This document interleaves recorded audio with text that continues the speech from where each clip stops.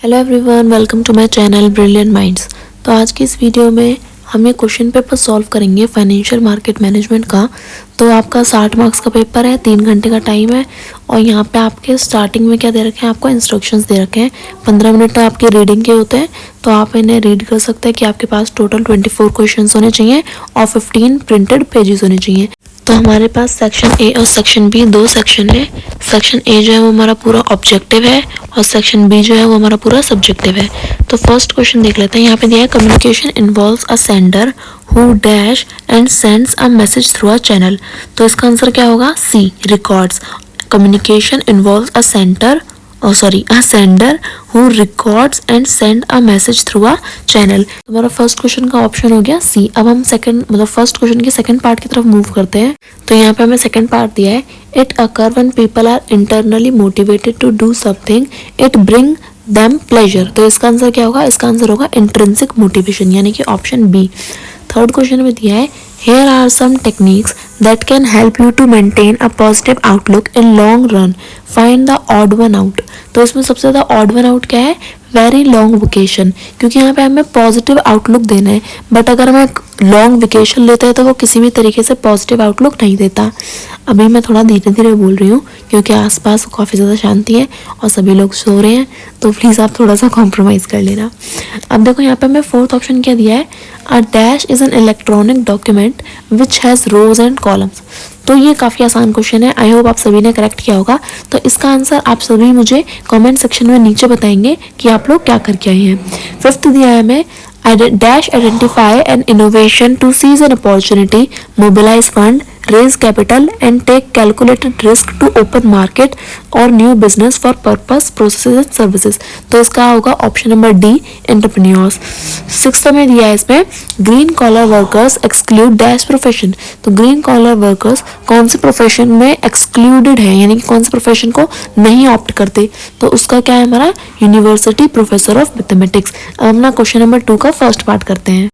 तो यहाँ पे हमारा जो सेकंड ऑप्शन है, जो सेकंड क्वेश्चन है उसका फर्स्ट पार्ट का आंसर क्या है कि हमारी कौन सी मार्केट होती है जो क्या करती है, इश्यूअर ऑफ सिक्योरिटीज को अपॉर्चुनिटी प्रोवाइड करते हैं कि वो अपने इन्वेस्टमेंट को क्या कर सके, बढ़ा सके, रिसोर्सेज को रेज कर सके। यहाँ पे हमें क्या बोला है कि जो हमारा इश्यूअर ऑफ सिक्योरिटी है, यानी कि जो सिक्योरिटी को इश्यू करता है, वो कौन सी मार्केट में रोल प्ले करता है? प्राइमरी मार्केट में। तो ऑब्वियसली हमारा प्राइमरी मार्केट क्या हो जाएगा? करेक्ट ऑप्शन हो जाएगा कि हमारा जो रिसोर्सेज रेज करने का ऑप्शन है वो क्या है?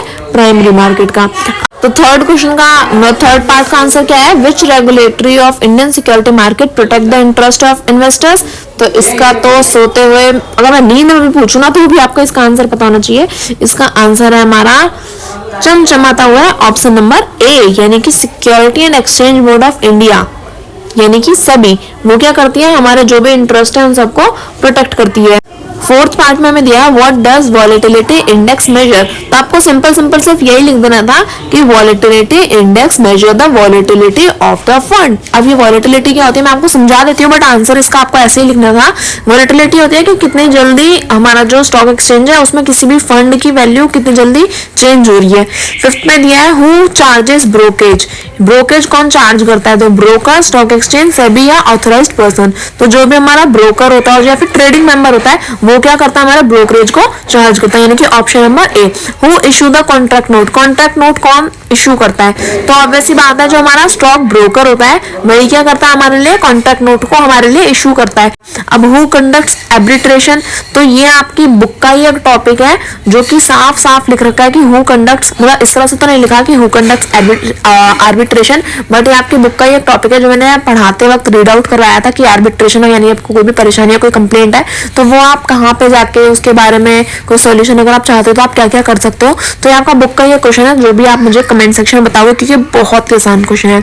अब देखो थर्ड में मैं क्या दिया है, this was time consuming, inefficient and impose limit on trading volumes and trading hours. तो ये कौन सी चीज है? नीट है, एसबीटीएस है, ओपन आउटक्राई है या फिर बोल्ट है। तो सबसे ज्यादा टाइम कंज्यूमिंग और इनएफिशिएंट कौन सा काम होता है? हमारा ओपन आउटक्राई सिस्टम, यानी कि option number C. Who is called an initiator in the auction market. ऑक्शन मार्केट होती है जहाँ पे हम क्या करते हैं, किसी भी चीज को, किसी भी फंड को, किसी भी हमारा जो भी शेयर्स होते हैं या फिर जो भी हमारे फंड है, सिक्योरिटीज है, उन सबको लेकर जब हम ऑक्शन कर रहे होते हैं तो वहां पे हमारा इनिशिएटर कौन होता है? तो इनिशिएटर कौन होता है?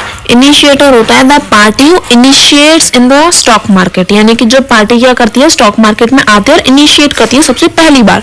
इनिशिएटर कौन होगा? हमारा सेलर होगा। अब यहाँ पे मैं थर्ड पार्ट दिया है, how is the temporary sign off automatically activated in the need screen, यानी कि जब हम नीड की स्क्रीन को ऑन करके रखते हैं, बट अगर हम कुछ टाइम तक इसी तरह से ऑन रखें और मतलब कोई भी उसमें मूवमेंट ना करें तो वो कितने टाइम के बाद क्या है, टेम्पररी ऑफ हो जाएगी?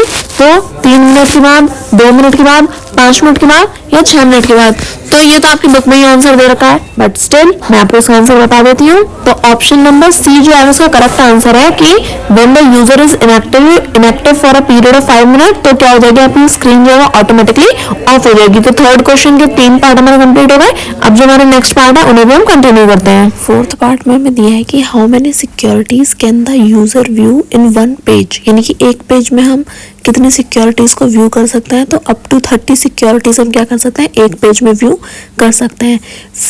जो इसका फिफ्थ पार्ट है उसमें मैं बोला है कि OM की फुल फॉर्म क्या होगी, तो फुल फॉर्म तो आपको बुक के पीछे ही दे रखी है, तो आप वहां से भी नोट आउट कर सकते हैं। What is the purpose of basket trading? Basket trading का पर्पस क्या होता है? तो इसको भी आपको ये एक ही मार्क्स का, तो इसमें ज्यादा राम कथा, रामायण लिखने की जरूरत नहीं थी। इसमें आपको छोटी छोटी सिंपल चीजें जो है, आपको मेन पॉइंट्स, मेन वर्ड्स जो है आपको लिखने थे। So what is the purpose of basket trading? तो बास्केट ट्रेडिंग का पर्पस होता है कि हम क्या कर सके, बहुत सारे फंड्स को एक ही टाइम पर खरीद भी सके और बेच भी सके। टू परचेज और sell the securities at a large scale. To whom does the security paying take place? तो यानी कि security paying take place कहाँ पे होती है? Clearing corporation में। तो ऑप्शन नंबर ए। अब फोर्थ का सेकंड पार्ट हमें दिया है, a dash procedure is adopted to determine the net settlement obligation, delivery receipt position of CMs। तो हमारा कौन सा प्रोसीजर होता है जिसमें हम क्या करते हैं, नेट सेटलमेंट ऑब्लिगेशंस को हम अडॉप्ट करते हैं, तो वो होता है हमारा मीटिंग, तो डी। अब थर्ड हमें दिया है, who has introduced the facility of direct payout to client account on both the depositories, यानी कि हमारी 2 डिपॉजिटरी होती हैं, एक CDSL एक NSDL। तो इन दोनों ही डिपॉजिटरी को किसने वो फैसिलिटी प्रोवाइड करी है कि हम क्या कर सकें, डायरेक्ट पे आउट टू क्लाइंट्स, यानी कि हम क्लाइंट्स को क्या कर सकें, डायरेक्ट पे आउट कर सकें। तो वो कौन सी है, हमारा NSC, यानी कि थर्ड का आंसर क्या हो गया, बी। NSC क्या करती है, फैसिलिटी प्रोवाइड करती है हमारे क्लाइंट्स को कि वो क्या कर सके, पे आउट डायरेक्टली कर सके अपनी बोथ डिपॉजिटरीज में। अब व्हाट आर वैल्यूएशन प्राइसेस? तो वैल्यूएशन प्राइसेस क्या होता है, यानी कि जो भी हमारा स्टॉक है, जो भी हमारा फंड है, उसकी वैल्यू प्राइस क्या है, वो हमारे वैल्यूएशन प्राइसेस होते हैं। फिफ्थ दिया है, dash arises when failure of one of the parties to discharge his obligation led to failure by other parties। Fifth का आंसर हमारा रिप्लेसमेंट कॉस्ट रिस्क। अब हम अपना सिक्स्थ पार्ट देख लेते हैं। इसमें बोला है what do you mean by group 1 securities. तो ग्रुप 1 सिक्योरिटीज कौन सी होती है, हमारी जो लिक्विड सिक्योरिटीज होती हैं वही हमारी क्या होती है, ग्रुप 1 सिक्योरिटीज होती हैं। अब फोर्थ जो हमारा क्वेश्चन था वो हमारा सारा कंप्लीट हो गया। अब हमें फिफ्थ क्वेश्चन देखना है, तो अपने फिफ्थ क्वेश्चन की तरफ बढ़ते हैं। अब ये देखो हमारा फिफ्थ क्वेश्चन में हमें 6 पार्ट दिए हैं जिसमें हमें 5 करना है, पर हम सारे करेंगे। तो फिफ्थ में यहाँ पे क्या दिया है, what does ISIN issuer type A indicates, यानी कि जो हमारा ISIN इश्यूअर्स होता है उसमें टाइप ए क्या इंडिकेट करता है, central government, state government, municipal corporation या फिर यूनियन टेरिटरी। तो ISIN नंबर में जो हमारा ए है वो क्या इंडिकेट करता है, हमारा सेंट्रल गवर्नमेंट इंडिकेट करता है।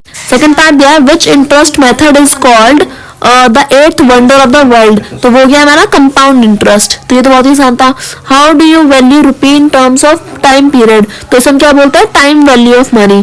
फोर्थ में दिया व्हाट इज एन्युटी, ये भी 1 नंबर का है, तो आपको सिर्फ छोटी सी डेफिनेशन लिखनी है। तो एन्युटी आपने जो भी बुक डेफिनेशन है वो भी लिखी हो सकती है या फिर अपने मन से भी बनाई हुई हो सकती है। तो मैं आपको अपनी तरफ से बता देती हूँ, आपने जो लिखी होगी आई होप वो सही होगी।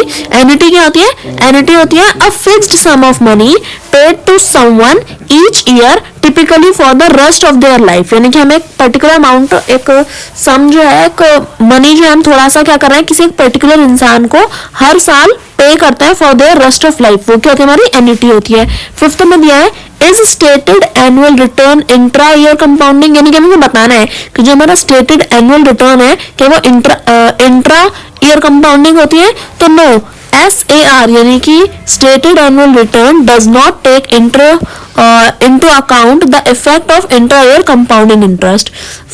सिक्स्थ में दिया है what is the ideal or satisfactory asset test ratio. तो asset test ratio तो आपकी बुक पे ही दे रखा है 1:1 का होता है. अब हमारा जो सिक्स्थ है इसमें क्या दिया, there are two type of option in derivative contracts, name them. तो हमें पता है कि डेरिवेटिव कॉन्ट्रैक्ट्स में दो टाइप के ऑप्शन होता है, एक कॉल ऑप्शन एक पुट ऑप्शन.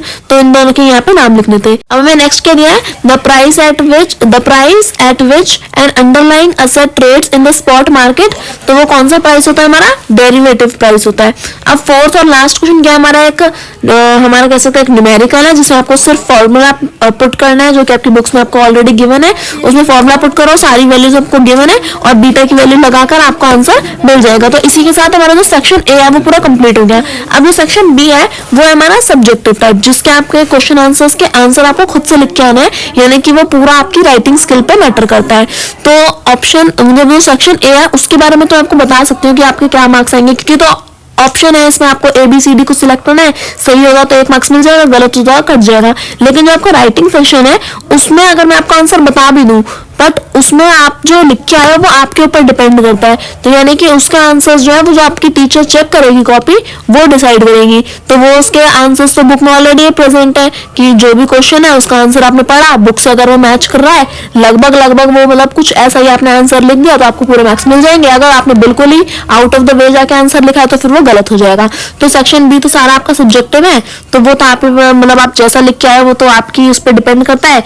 तो मैंने इसलिए आपको सेक्शन ए पूरा कंप्लीट करके बता दिया. आई होप आपको पूरा जो ये पेपर है जो मैंने आपको सॉल्व करवाया है वो अच्छे से समझ आया होगा. सो आई होप आपने अच्छा किया होगा अपना पेपर. और इसी के साथ हम वीडियो को एंड करते हैं. वीडियो अच्छी लगे तो प्लीज वीडियो को लाइक करें, सब्सक्राइब करें एंड अपने दोस्तों के साथ शेयर भी कर देना. Thank you for watching.